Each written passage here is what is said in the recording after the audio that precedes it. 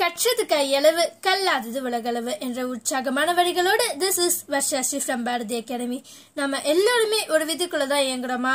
நமக்குன்னு ஒரு விதி ஏற்பட்டு இருக்கா? அந்த விதியை மாற்ற முடியுமா? ஃபேட், டெட்டர்மினேஷன், தலைவிதி அப்படின்னு நிறைய வார்த்தைகள் சொல்றாங்களே, அதுக்கெல்லாம் உண்மையாலுமே அறிவியல் பூர்வமாக விதி இருக்கா? எஸ், அறிவியல்ல விதியெல்லாம் இருக்குங்க. ஆனா அந்த விதியும் இந்த விதியும் ஒன்னா?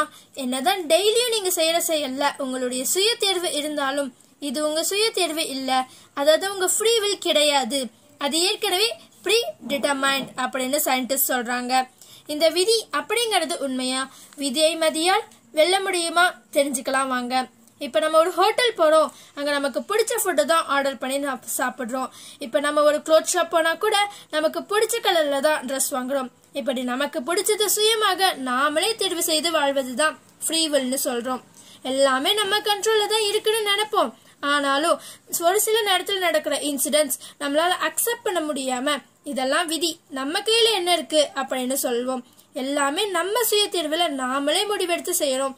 ஆனா நடக்கிறத மட்டும் விதிம்போம். இன்புட் நாம் என்ன கொடுக்கறோமோ அதுதான் அவுட்புட்டா இருக்க முடியும். நாம் என்ன முடிவெடுத்து நாம் என்ன செயல் செய்யறோமோ அதோட ரிஃப்ளெக்ஷன்ல தானங்க நமக்கும் நடக்கிறது இருக்கும். இதுதான் ஃபேட், தலைவிதி அப்படின்னு நிறைய வார்த்தைகளை கொண்டு டிஸ்கிரைப் பண்றோம். இதெல்லாம் முன்முடிவாக எழுதப்பட்டது. நம்ம அதுல ஜஸ்ட் we are acting, நம்ம கையில கண்ட்ரோல் இல்ல அப்படின்னு சில பேர் நம்புறாங்க. இதை நம்புறவங்கள தான் டிட்டர்மினிஸ்ட் அப்படின்னு சொல்றாங்க.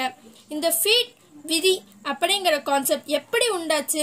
ஏன் பன்னெடு காலமா மக்கள் இதை நம்புறாங்க அப்படின்னா அதுக்கு சில வகையில உதவி இருக்குன்னு தாங்க சொல்ல முடியும். அதனாலதான் அது இவ்வளவு நாளா சஸ்டெயின் ஆகி இருக்கு. எப்படி அது உதவுச்சுன்னா, பக்கத்து வீட்டுல நல்லா வகை வகையா சாப்பிடுறாங்க, அதை வேடிக்கை பார்க்குற குழந்தை தான் வீட்டுல இதெல்லாம் சாப்பிட்டது இல்லையே அப்படின்னு நினைக்குது. அந்த குழந்தைக்கு தன் பெற்றோர் சொல்லக்கூடிய காரணம் என்னவா இருக்கும்?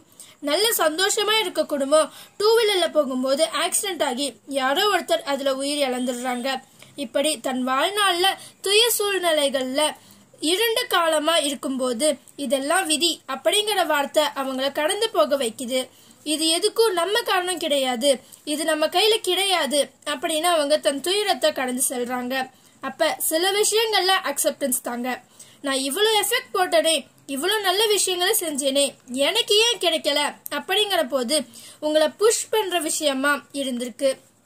அப்படி உங்களை நகர்த்தி செல்லும் விஷயமாக பாசிட்டிவாக இந்த விதி உங்களுக்கு இருக்குன்னா அந்த நம்பிக்கையில நியாயம் இருக்கு. ஆனா இதுவே இந்த விதி உங்களை நீ இவ்வளவுதான், உனக்கு அவ்வளவுதான், உன்னால இதுதான் பண்ண முடியும் அப்படிங்கிற ரெஸ்ட்ரிக்ஷன் கொண்டு வந்துச்சுன்னா